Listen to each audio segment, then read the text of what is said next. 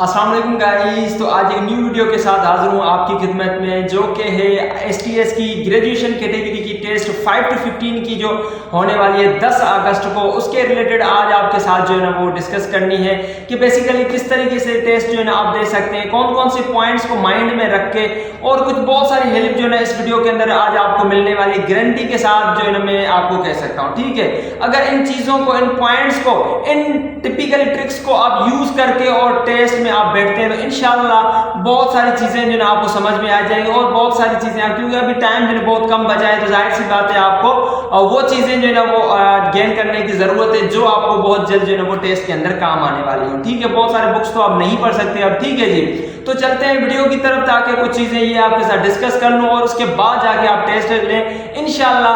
अगर गारंटी के साथ मैं आपको बोल सकता हूं, अगर इन ट्रिक्स को, इन पॉइंट्स को, इन बातों को अगर आप माइंड में रख के और टेस्ट देते हैं तो इंशाल्लाह बहुत सारे आपको हेल्प जो है वो मिल जाएगी और आप दुआएं देंगे। दिस साइड मोहम्मद रमजान, आप देख रहे हैं Mohammad Ramzan YouTube channel. Welcome करता हूं मैं आप सबका मेरे इस यूट्यूब चैनल के ऊपर। इसी चैनल पे आपको लर्निंग, अर्निंग और जॉब्स के related real and authentic knowledge सबसे पहले मिलती रहती है। तो अगर चैनल पे नए हैं तो चैनल को सब्सक्राइब कर दें, वीडियो को लाइक कर दें ताकि हमें भी मोटिवेशन मिले। इसके साथ साथ एक और सर्विस आपको मैं प्रोवाइड करने वाला हूं। अगर आपको कोई भी किसी भी जॉब के अंदर अप्लाई करना है, ऑनलाइन अप्लाई करना है, या फिर ग्राफिक डिजाइनिंग के रिलेटेड कोई काम है, या फिर पोर्टल बनवाना है, तो आप मुझसे इंस्टाग्राम के ऊपर भी रब्ता कर सकते हैं। इंशाल्लाह वो काम आपको मैं करके दे दूंगा। ठीक है जी, अब चलते हैं वीडियो की तरफ। जो हमारा मेन मुद्दा है ग्रेजुएशन कैटेगरी की किस तरीके से टेस्ट दें। अब सबसे पहले आपको मैं ये चीज बताऊं, देखें जो भी कैटेगरी है उसके अंदर जितने भी MCQ है वो आपके लिए एक एक जो है ना सवाल क्या है वो बहुत इंपॉर्टेंट है। ठीक है, क्योंकि आपको पता है 100 MCQ का आपको पेपर दिया जाएगा STS की तरफ से और 40 पे आपका पास है। ओके, तो यहाँ पे आपको हर पॉइंट का ख्याल करना है। अब बेसिकली देखें 3 कैटेगरी है। 3 कैटेगरी कौन कौन सी है? सबसे पहले इंग्लिश कैटेगरी है। अब इंग्लिश कैटेगरी के अंदर आप आज आपके साथ मैं आपको बताऊं, बहुत सारे मेन पॉइंट्स बताऊंगा, गौर करके इस माइंड को पैराशूट की तरह खोल दें और जो है ना बातों को सही तरीके से समझें। ठीक है, अब इंग्लिश कैटेगरी के अंदर सबसे पहले आपको जो है ना STS का जो रूल है मैंने आज जो देखा है, रीडिंग एंड कंप्रीहेंशन। ठीक है, एक पैसेज जो है ना वो एक देते हैं फर्स्ट में, रीडिंग एंड कंप्रीहेंशन, फिर उसमें से 5 MCQ आए, 10 आए या 4 जितने भी आ सकते हैं। ठीक है जी, अब देखें रीडिंग मतलब के पढ़ना, कंप्रीहेंशन मतलब के समझना, मतलब के पढ़ना है और समझना है उनको। ठीक है, जो वो पैसेज देते हैं 10 या 12-15 जो है लाइंस का, तो उसको पढ़ने से पहले कोशिश करें आपके अपने MCQ सवालों को पढ़ें। ठीक है, जो भी उनमें से क्वेश्चन है इंग्लिश के उनको आप पढ़ें, फिर वो 2 है, 4 है, 5 है, उनको पढ़ें। ठीक है, उनको पढ़ें, मैंने पहले ही बताया रीडिंग एंड कंप्रीहेंशन, उनको पढ़ें और समझें, उनकी माना निकालें। ठीक, देखिए इंग्लिश के वर्ड्स की माना आपको तब आएगी जब आपने अच्छे तरीके से वो वर्ड्स जो है वो पढ़े होंगे। ठीक है जी, तो क्या करना है आपको, पहले पढ़ना है उसके बाद समझना है। ठीक है, अब जितने भी रीडिंग एंड कंप्रीहेंशन में से आपको MCQ आए हैं, 2 हैं, 3 हैं, 4 हैं, तो उनको आप पहले पढ़ें और समझें कि ये क्वेश्चन कह क्या रहे हैं। ठीक है, क्या कह रहे हैं ये क्वेश्चंस, उसके बाद आप पूरे पैसेज को पढ़ें। पैसेज को आप जैसे पढ़ेंगे तो वो आपके माइंड के अंदर MCQs होंगे जो आपने पहले जो है क्वेश्चन पढ़े होंगे, जितने भी होंगे, उसके बाद जाके आप हल कर लेंगे। जब आप ये पूरा पैसेज पढ़ेंगे, उसकी माना निकालेंगे, तो जो आपने पहले MCQs पढ़े हैं उनका आपको आंसर खुद ही खुद आ जाएगा। ठीक है, उसके बाद जाके आप इजीली तरीके से टिक करना। तो इस तरीके से आप इंग्लिश की शुरुआत रीडिंग एंड कंप्रीहेंशन से कर सकते हैं। उसके बाद आपका है सिनोनिम एंड एंटोनियम। ठीक है, सिनोनिम मतलब सेम वर्ड मीनिंग। ठीक है, जैसे फॉर एग्जांपल एक ऑलवेज वर्ड है, ऑलवेज की माना है हमेशा। ठीक है, तो यहाँ पे सिनोनिम इसका होगा फॉरएवर, फॉरएवर भी मतलब हमेशा। ठीक है, एंटोनियम मतलब अपोजिट वर्ड्स। ठीक है, मतलब कि उस वर्ड का बिल्कुल अपोजिट वर्ड हो, समझ रहे हैं? जिस तरीके से सॉफ्ट है तो उसका अपोजिट वर्ड हार्ड हो जाएगा। ठीक है, नरम है तो उसका सख्त हो जाएगा ना। तो एंटोनियम और सिनोनिम को आप समझे। अब यहाँ पे भी देखें, जब तक आपको किसी वर्ड की मीनिंग नहीं आएगी तब तक उस वर्ड का आपको अपोजिट या सिनोनिम सेम वर्ड मीनिंग नहीं निकालने आएगा। ठीक है जी, एक वर्ड है आपने देखा, इस वर्ड का जो ये बोल रहे हैं कि सिनोनिम फाइंड करें। अब आपको उस वर्ड की मीनिंग ही नहीं आ रही कि इस वर्ड की मीनिंग क्या है, तो आप किस तरीके से, फिर तो जाहिर सी बात है आप जो है वहां पे तुक्के लगाएंगे ना। तो यहाँ पे आपको पहले उस वर्ड की मीनिंग अच्छे तरीके से समझनी है, उसके बाद जाके उसको समझना है कि सिनोनिम निकालना है या फिर इसका एंटोनियम निकालना है। तो सिनोनिम एंटोनिम इस तरीके से आप जो है हल कर सकते हैं।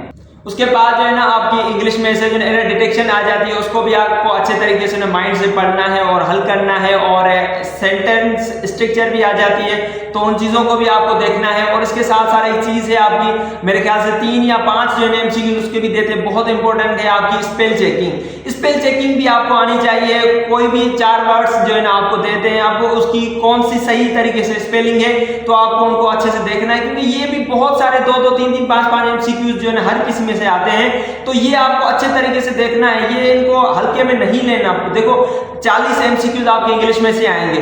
अब देखिए 5-5 एमसीक्यूज है, 5 एमसीक्यूज अगर आपके 10 भी आ गए, रीडिंग एंड कंप्रीहेंशन 5 आपके, सिनोनिम एंटोनियम के 5 है, 5 आपके एरर डिटेक्शन के, 5 आपके सेंटेंस स्ट्रक्चर के, 5 एमसीक्यूज आपके स्पेल चेकिंग के, ठीक है, ग्रामर में से। तो इस तरीके से 5-5 करके 40 एमसीक्यूज। अगर आप इन 5-5 को जो है ना एक अहमियत देते हैं तो मेरे ख्याल से इंशाल्लाह आप इंग्लिश का पेपर भी अच्छे तरीके से कर लेना, फिर भी आप पासिंग मार्क्स उठा लेंगे, ठीक है। अब इंग्लिश के बाद जो है ना मेन इंपॉर्टेंट है आपका जीके, क्योंकि जीके भी 40 जो है ना एमसीक्यूज का होता है, ठीक है। अब जीके के अंदर क्या क्या है, सबसे पहले आप करंट अफेयर्स, मतलब कि करंटली जो पाकिस्तान के अंदर हैं बड़े बड़े ओहदे पे कौन कौन से हैं उनके नाम आपको अच्छे तरीके से आने चाहिए, तो ये करंट अफेयर्स के अंदर आ गए, ठीक है। और इसके साथ साथ जो करंटली जो ना हमारे मुल्क के अंदर जो है ना कुछ जो है चीजें हुई हैं, ठीक है, रिसेंटली जो हुई है, मतलब 2025 या 2024 के अंदर, तो उन जो है ना डेट्स वगैरह भी आपको याद होनी चाहिए और उनका कुछ जो है ना डीपली आपको नॉलेज होनी। जिस तरीके से पाकिस्तान और इंडिया की रिसेंटली जो ना कुछ जंग हुई थी, तो उसके अंदर बनियाल मखसूस जो है ना उनका नाम था, ठीक है, जो हमने जो है ना एक अपने मिशन का नाम रखा था। अब वो मिशन जो है ना कुरान पाक में आपको पता है अब कौन सी सूरह में, वो भी आपको पता होनी चाहिए, ठीक है। तो ये चीजें अब वो कब स्टार्ट हुआ था, कितने जहाज जो है उनके तबाह हुए, तो इस तरीके से करंटली ये भी नॉलेज आपकी करंट अफेयर के अंदर आ जाती है, ठीक है। तो ये चीज भी आपको होनी चाहिए। उसके बाद है जीके, जनरल नॉलेज आपको अच्छे तरीके से आनी चाहिए। जनरल नॉलेज के अंदर जो है ना आपको पूरे पाकिस्तान की नॉलेज, जो उसके बाद अपने जिस सूबे से है, फॉर एग्जाम्पल हम अगर सिंध सूबे से, सिंध सूबे की हमें जो है नॉलेज अच्छे तरीके से आनी चाहिए, कितने बैराज हैं, कितने जो है ना रिवर्स चल रहे हैं, कौन सा बड़ा रिवर है, ठीक है, उनकी कितनी लेंथ है, ठीक है। तो ये सारी चीजें, सिंध की कितनी जो है ना सिविलाइजेशन है, इंडस सिविलाइजेशन, उसकी आपको डेट्स वगैरह आने चाहिए, ठीक है जी। तो ये बहुत सारी जीके के अंदर नॉलेज आपकी आ गई। तो ये चीजें तब आपको पता होंगी जब आपने नीचे क्लासेस जो है ना अच्छे तरीके से वो किए होंगे, रीड आउट किए होंगे, गो थ्रू किए होंगे, तो इंशाल्लाह आपको याद भी होगा, ठीक है जी। और अपने कल्चर के हिसाब से आपको पता होनी चाहिए। और उसके बाद इस्लामियात, इस्लामियात अगर आप कुरान पाक के साथ कनेक्टेड है तो इस्लामियात की आपको पता होगी कि कौन सी सूरह कितने कौन से पारे में है, ठीक है जी, कौन से पारे का क्या नाम है। और इसके बाद इस्लामियात की भी बहुत सारी नॉलेज जो है ना आपको आनी चाहिए, और भी बहुत सारी इंपॉर्टेंट नॉलेज होती है इस्लामियात। बट मेरे ख्याल से वो बंदा जो दीन के साथ कनेक्टेड है, और मैंने तो बहुत सारे बंदे देखे हैं जो 5 वक्त की नमाज भी नहीं पढ़ते। अब जो 5 वक्त की नमाज नहीं पढ़ रहा हो तो उसको क्या पता होंगे कि हमारे ऊपर क्या क्या चीजें फर्ज हैं, कौन से पारे का क्या नाम है। तो ये चीजें उन्हीं को पता होंगी जो एक तो हाफ़िज़ कुरान होगा, वो तो मेरे ख्याल से इस्लामियात का इजीली तरीके से निकाल देगा। उसके बाद है आपकी बेसिक साइंस। बेसिक साइंस देखिए हमने जो है ना एक क्लास से लेकर 5 से 8 क्लास तक मतलब कि हमने इस तरीके से गुजार लिया, हमें याद ही नहीं है, ठीक है। बट वही जो है मेरे ख्याल से बेसिक कुछ साइंस जो है जो है ना वो एमसीक्यूज के अंदर आ जाती है। तो आपको बेसिक साइंस के कुछ जो है ना आने चाहिए, इतने ज्यादा नहीं होते बट फिर भी 3-5 जो भी एमसीक्यूज आ जाते हैं तो फिर भी आपको आने चाहिए, ठीक है। उसके बाद है आपका कंप्यूटर, कंप्यूटर की नॉलेज भी आपको आनी चाहिए, होनी चाहिए आपको वहां पे, क्योंकि ये कुछ जो थोड़े थोड़े एमसीक्यूज है ये आपको बहुत काम आने वाले हैं वहां पे, ठीक है जी। अब जनरल नॉलेज इंग्लिश तो आपकी हो गई, जनरल नॉलेज भी हो गई। जनरल नॉलेज के बाद जो कैटेगरी है जिसके 20 एमसीक्यूज होते हैं वो है मैथमेटिक्स की, क्योंकि मैथमेटिक्स सबको डिफिकल्ट लगती है, मेरे ख्याल से 95% लोगों को, ठीक है जी। मुझे खुद डिफिकल्ट लगती है, बट हमें फिर भी टेस्ट के अंदर एक पार्ट है, तो हमें कुछ चीजों को जो है ना वो अपने माइंड के अंदर रखना होगा। नहीं भी आती फिर भी हमें जो है ना वो जो है ना उन चीजों को पढ़ना है, रीड आउट करना है। जिस तरीके से हम अगर नमाज में जब जो है खड़े होते हैं तो हमारे माइंड के अंदर जो है ना बहुत सारी दुनिया के ख्यालात वगैरह आते रहते हैं, बट हम नमाज को तो नहीं छोड़ते ना, नमाज हम फिर भी पढ़ते हैं। तो इसी तरीके से मैथ अगर नहीं भी आती तो हमें जबरदस्ती उसको जो है ना वो क्या करना है, समझना है चीजों, क्योंकि हमारी मजबूरी है, ठीक है जी।